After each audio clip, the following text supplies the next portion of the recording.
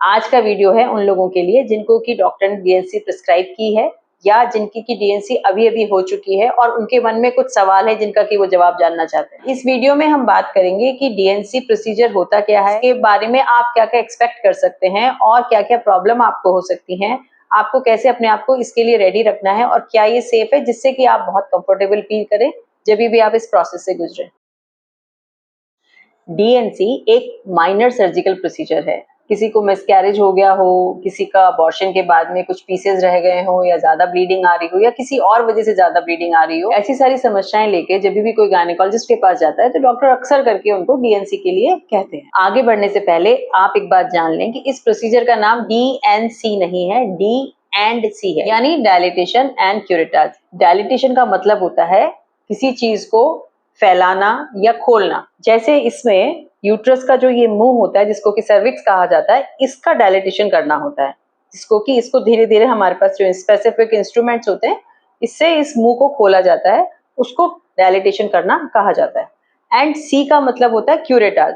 Curettage मतलब हटाना, curate करना। जैसे कि यहाँ पे इस दीवार को जो अंदर जिसको कि हम एंडोमेट्रियम कहते हैं, इसको निकालने को क्यूरेटाज करना कहते हैं। तो सबसे पहले सब लोग ये जानना चाहते हैं कि क्या डीएनसी में दर्द होता है। सुनने से तो लगता है कि शायद दर्द होता होगा। डीएनसी एक माइनर सर्जिकल प्रोसीजर है जिसको कि हम एनेस्थीसिया में अगर करते हैं तो कोई दर्द नहीं होता और ज्यादातर एनेस्थीसिया में ही किया जाता है। कभी कभी जनरल एनेस्थीसिया भी देते हैं, यानी कि पूरा बेहोश करके, या लोकल एनेस्थीसिया में भी कर सकते हैं।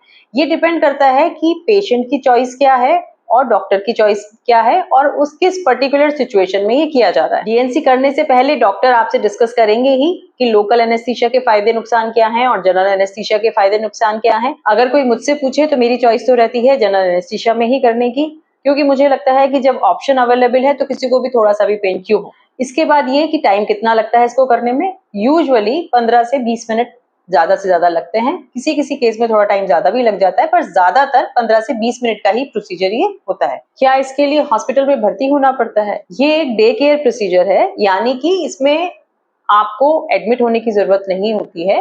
3-4 घंटे में, प्रोसीजर के बाद में 3-4 घंटे में आपको छुट्टी मिल जाती है। क्या प्रोसीजर हो जाने के बाद, यानी कि जब आप होश में आ जाते हैं उसके बाद दर्द होता है?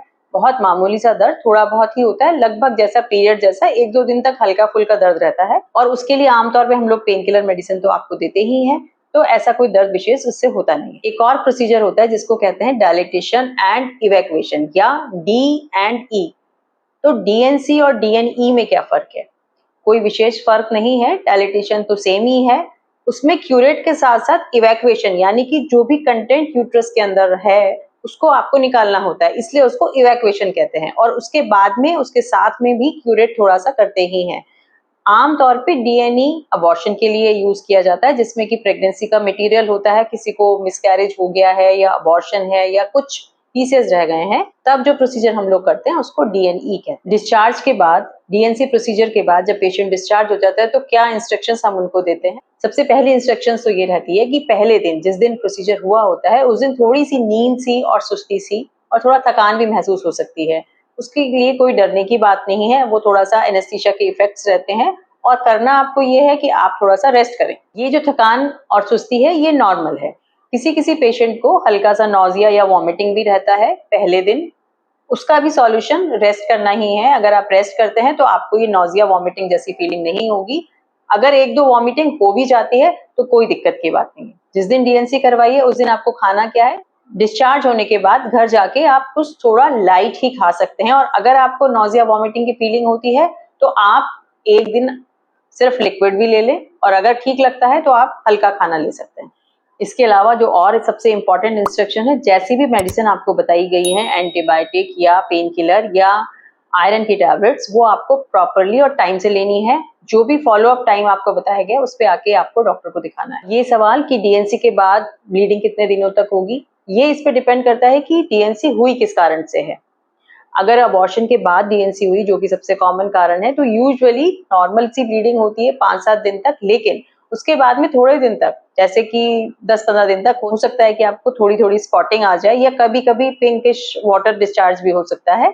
लेकिन अगर एक्सेसिव ब्लीडिंग है तो ये एबनॉर्मल होती है, तो आपको डॉक्टर को दिखाना होता है। अगर बायोप्सी के लिए या ब्लीडिंग रोकने के लिए ही डीएनसी की जाती है तो वो ज्यादा ब्लीडिंग नहीं होती, 2-3 दिन में आमतौर पे ब्लीडिंग बंद हो जाती है। अब अगर आप ये जानना चाहते हैं कि हम लोग डीएनसी कब कब प्रिस्क्राइब करते हैं, तो इसके कुछ कॉमन इंडिकेशंस जो होते हैं वो ये हैं। सबसे कॉमन इंडिकेशन होता है मिसकैरेज, यानी कि प्रेगनेंसी अगर खराब हो गई है तो उसको हटाने के लिए डीएनसी प्रोसीजर किया जाता है, और असल में इसीलिए इसको सफाई करना भी कहते हैं। किसी और वजह से, यानी कि प्रेगनेंसी नहीं है लेकिन अगर बहुत एक्सेसिव ब्लीडिंग हो रही है, मेडिसिन से ठीक नहीं हो रहा है, तो भी हमें कई बार डीएनसी करनी पड़ती है। मेडिकल अबॉर्शन के लिए मेडिसिन ली है और उसके बाद में उसके पीसेस रह गए हैं और एक्स्ट्रा ब्लीडिंग हो रही है, यानी कि रिटेन प्रोडक्ट ऑफ कंसेप्शन के लिए भी डीएनसी करते हैं। कुछ केसेस में एंडोमेट्रियल बायोप्सी के लिए भी डीएनसी की जाती है। एंडोमेट्रियल बायोप्सी यानी सिर्फ आपको थोड़ा सा स्क्रैप लेना है एंडोमेट्रियम का, ये देखने के लिए कि उसके अंदर कोई बीमारी तो डेवलप नहीं हो गई। कभी कभी जो कॉपर लगाई जाती है और वो अगर उसका थ्रेड ना मिले, यानी कि जिसको हम लोग डिस्प्लेस्ड आईयूसीडी कहते हैं, उसके लिए भी हमें डीएनसी करनी होती है। कुछ इनफर्टिलिटी के केसेस होते हैं जिसमें कि सर्वाइकल स्टेनोसिस होता है, यानी कि पिन होल सर्विक्स, जो बच्चेदानी का मुंह होता है वो बहुत छोटा होता है, उसको ठीक करने के लिए डायलिटेशन करना पड़ता है। कुछ केसेस में हिस्ट्रोस्कोपी के पहले भी डायलिटेशन करना पड़ता है। क्या डीएनसी करने के कोई साइड इफेक्ट भी होते हैं? 99% ऑफ द केसेस में डीएनसी एक बहुत सेफ प्रोसीजर है और कोई ऐसे साइड इफेक्ट इसके नहीं होते हैं। बहुत रेयर केसेस में इन्फेक्शन होने के चांस हो सकते हैं या एक्स्ट्रा ब्लीडिंग या ट्रॉमा के चांसेस होते हैं। एक और सवाल जो अक्सर करके पेशेंट्स हमसे पूछते हैं कि डीएनसी करने के बाद अब पीरियड हमें कब आएगा?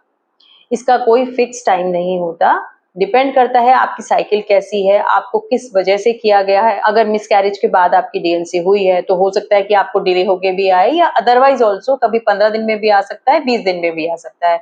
इसका कोई फिक्स टाइम नहीं है, पेशेंट टू पेशेंट वेरी करता है। लेकिन इसमें जो इम्पोर्टेंट बात याद रखने की है वो ये है कि आपको जैसे ही डीएनसी हुई है उसके इमीडिएटली बाद में आपको बर्थ कंट्रोल मेथड यूज करना शुरू कर देना पड़ेगा। कुछ पेशेंट्स में डीएनसी के नेक्स्ट मंथ में ही प्रेगनेंसी हो जाती है अगर उन्होंने प्रिकॉशन यूज नहीं किया है तो, जो कि नहीं होना चाहिए। क्या डीएनसी करवाने से कोई कमजोरी आ जाती है? डीएनसी प्रोसीजर की वजह से कोई कमजोरी नहीं आती, लेकिन अगर आप वैसे ही कमजोर हैं या कुछ और है वो एक अलग बात है। डीएनसी प्रोसीजर की वजह से कोई कमजोरी नहीं आती। क्या डीएनसी करने की वजह से बच्चा लगने में कोई दिक्कत आती है? डीएनसी करने की वजह से बच्चा लगने में कोई दिक्कत नहीं आती, लेकिन अगर किसी को किसी वजह से एक बच्चा हो गया, उसके बाद में किसी और वजह से नहीं प्रेगनेंसी हो रही है, तो वो ये सोच लेते हैं कि ये शायद डीएनसी की वजह से है। ऐसा नहीं है, डीएनसी की वजह से प्रेगनेंसी होने में कोई दिक्कत नहीं आती अनटिल एंड अनलेस उसकी कई बार हो चुकी हो, जिसकी की वजह से एंडोमेट्रियम जो है वो ट्रॉमेटाइज हो गई है और अंदर एक जाला सा बन गया है, जिसको कि कॉमनली एशरमैन सिंड्रोम भी कह सकते हैं। ये बहुत रेयर होता है, इसकी वजह से जरूर बच्चा लगने में दिक्कत आ सकती है। ट्रीटमेंट इसका भी पॉसिबल है। रेस्ट की कितने की जरूरत है? 7 दिन, 5 दिन या कितने दिन? कितने भी दिन नहीं, रेस्ट की कोई जरूरत नहीं है। डीएनसी की वजह से रेस्ट करने की कोई जरूरत नहीं है। हाँ, अगर आप एनेमिक हैं या कोई और आपको इश्यू है जिसकी की वजह से आप वीक फील कर रहे हैं या कमजोर महसूस कर रहे हैं या किसी और वजह से अगर डॉक्टर ने आपको सजेस्ट किया है तो अलग बात है।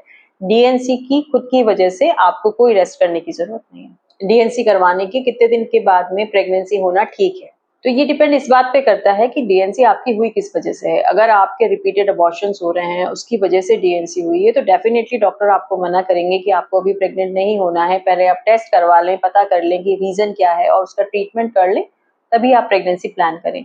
अगर किसी और वजह से हुई है तो जैसा भी आप अपने लिए चाहें वैसा आप कर सकते हैं। डीएनसी की वजह से प्रेगनेंसी के लिए ऐसा कोई मनाही नहीं है। अगर आपको ये वीडियो यूजफुल लगी हो तो कमेंट करें, शेयर करें और सब्सक्राइब करें। मिलते हैं अगले वीडियो में। Stay informed and stay healthy.